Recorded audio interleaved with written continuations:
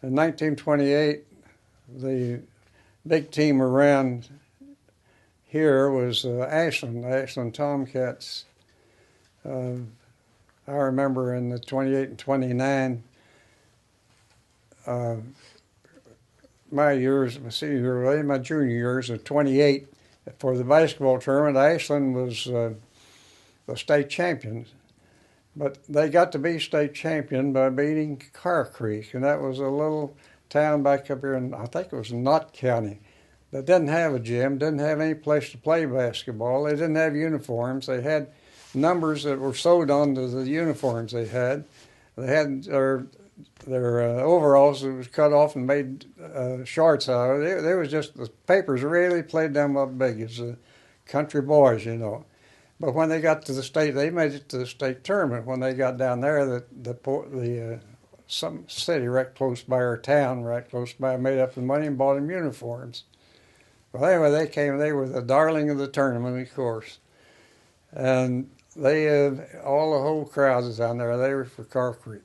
Well, Ashland had a pretty fair team. And I remember they beat Henderson and they beat Covington and beat some other team. They got to the finals. Carr Creek beat the teams in their division.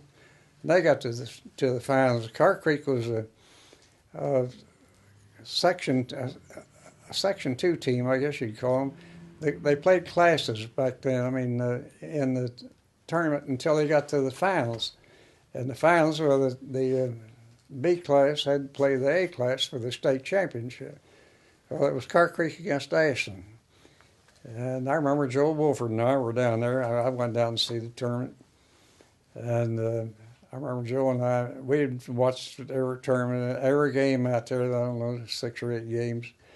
And we decided we'd go to a movie that night to, instead of going out to see the finals, because it wouldn't be any good, you know. But something changed our mind. We said, well, we just went out. It's out the old alumni gymnasium in Lexington, the old university alumni gym.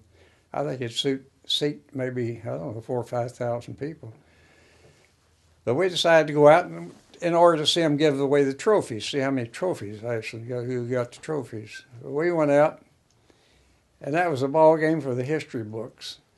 The game was a little different back then. That's when they tossed it up the center, and you made a basket, went back to the center, and the 2 centers jumped ball to get the ball. You had all day to shoot. There was no timeline. You could dribble and shoot whenever you wanted to. And Ashland had a good defensive team. Carr Creek had a real good team. At the end of the 4th quarter, it was 9-9. That was the score, total score, 9-9. They played the overtime. They played 3 overtimes without scoring. They were 3-minute overtimes. And they played 3 overtimes without scoring. It was still 9-9. In the 4th overtime, I remember just as well, a boy by the name of Gene Strother, he was no relation of mine, was a guard on the Tomcats team, dribbled the ball over in the corner and made it what was then a long shot, and made it. And it made it 11-9. Well, we thought Ashland was in good shape then, but it wasn't just 30 seconds till somewhere or other Carr Creek got hold of the ball and laid one up. It was 11-11. So they dribbled the ball around for about a minute or two, and Ashland got another one on a rebound or something. It made it 13-11. And then Ashland took the ball away from them.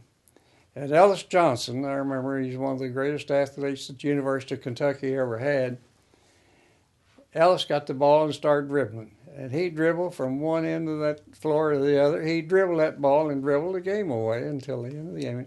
Final score, 13-11 Ashland in 4 overtimes. So that's one for the books. They'll never beat that one.